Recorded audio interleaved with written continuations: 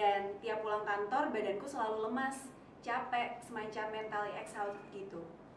Keluar juga males, tapi di dalam apartemen juga sumpek rasanya. Tapi sampai sekarang pun aku nggak tahu ini sebenarnya kenapa.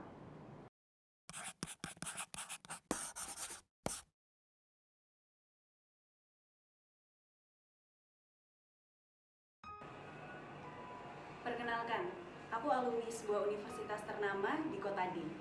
Sekarang kesibukanku bekerja di sebuah kantor di negara maju di Asia. Ya pastinya aku tinggal jauh dari keluarga yang hidup di sebuah pulau besar di Indonesia. Sendiri, tanpa kawan di sana. Kegiatanku sehari-hari hanya mengunjungi dua tempat. Kantor tempatku mencari penghasilan dan apartemen tempatku merebahkan raga ini. Sebenarnya tak hanya merebahkan diri sih, tapi juga tempatku meluapkan lelah dan tangisku atas segala beban merantauku. Dan tiap pulang kantor badanku selalu lemas, capek, semacam mentally exhausted gitu. Keluar juga males, tapi di dalam apartemen juga sumpek rasanya. Tapi sampai sekarang pun aku nggak tahu ini sebenarnya kenapa. Di sini aku belum berhasil menemukan rekan berbagi beban, mulai dari perbedaan bahasa hingga perbedaan status dengan pegawai-pegawai lainnya. Juga karena aku rasa mereka juga punya beban hidup masing-masing. Jadi aku nggak enak kan kalau mau mengeluh semua beban yang aku rasain. Kalau ditarik ke belakang, sejak kuliah aku memang sudah merantau. Merantau antar pulau untuk menyenangkan orang tuaku, yang punya harapan besar atas masa depanku tentunya. Meskipun aku tidak sepenuhnya nyaman. Secara akademik aku termasuk mahasiswa yang mampu memperoleh nilai yang cukup baik.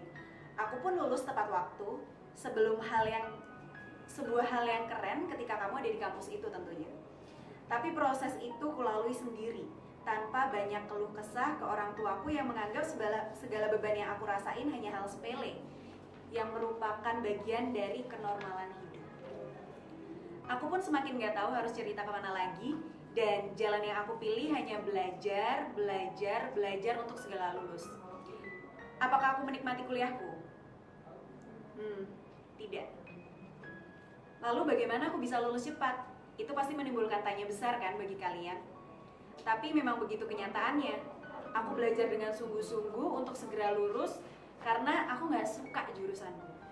Dukungan beberapa teman semasa sekolahku serta seorang lelaki yang pernah selalu mengisi dan menemani hari-hariku sedikit mengurangi segala bebanku yang tak mampu kuungkapkan kepada keluargaku.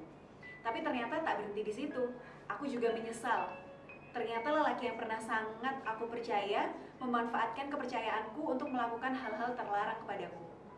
Aku pun semakin merasa tak berguna hingga aku hanya berpikir untuk menjalani hidup yang tersisa ini sebagai rutinitas belaka.